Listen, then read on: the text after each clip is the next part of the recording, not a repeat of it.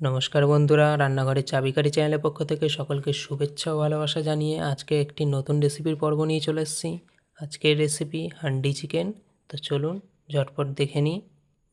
কিছুটা ধুয়ে রাখা মাংসে কিছুটা সর্ষের তেল, লবণ, হলুদ, জিরে গুঁড়ো, কাশ্মীরি লঙ্কা গুঁড়ো দিয়ে মাখিয়ে নেব। এতে সামান্য পেঁয়াজ কুচি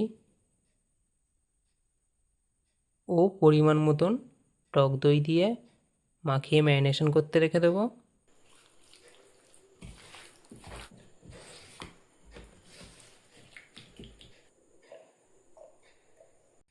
একটি ফ্রাই প্যানে কিছুটা সর্ষের তেল দিয়ে বাকি পেঁয়াজ কুচিটা ভেজে নেব।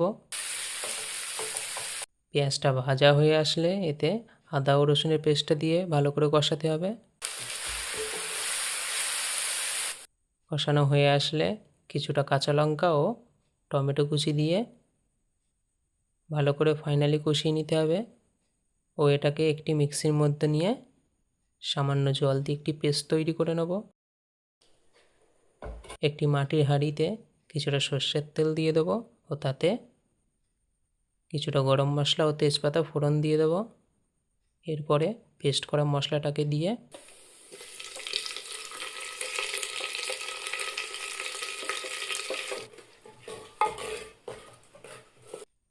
পরিমাণ মতন লঙ্কার গুঁড়ো, পরিমাণ মতন হলুদ গুঁড়ো, পরিমাণ মতন লবণ ও পরিমাণ মতন জিরে গুঁড়ো দিয়ে ভালো করে কষিয়ে নিতে হবে। দেখুন জলটা শুকিয়ে এসছে। এরপরে ম্যারিনেশন করে রাখা চিকেনটা দিয়ে দেব।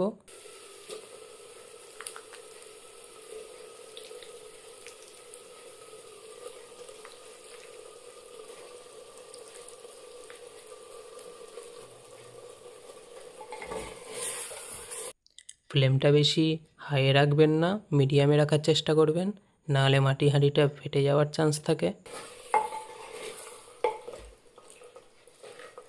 এটাকে ভালো করে কষিয়ে নিতে হবে, ততক্ষণ কষাবো যতক্ষণ না এটার থেকে তেল ছাড়ছে।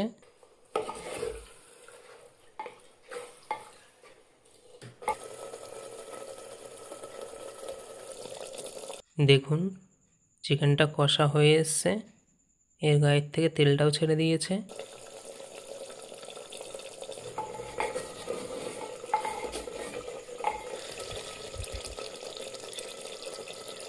পরিমাণ মতন জল দিয়ে দেবো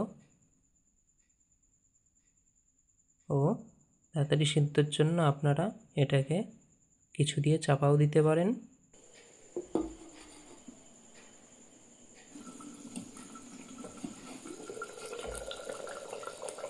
দেখুন ফাইনালি চিকেনটা রেডি হয়ে এসছে। গ্রেভিটাও খুব সুন্দর হয়েছে, কালারটাও দারুণ এসছে। ওপর থেকে কিছুটা ধনেপাতা কুচি ছড়িয়ে দেব ও এটাকে নামিয়ে নেব।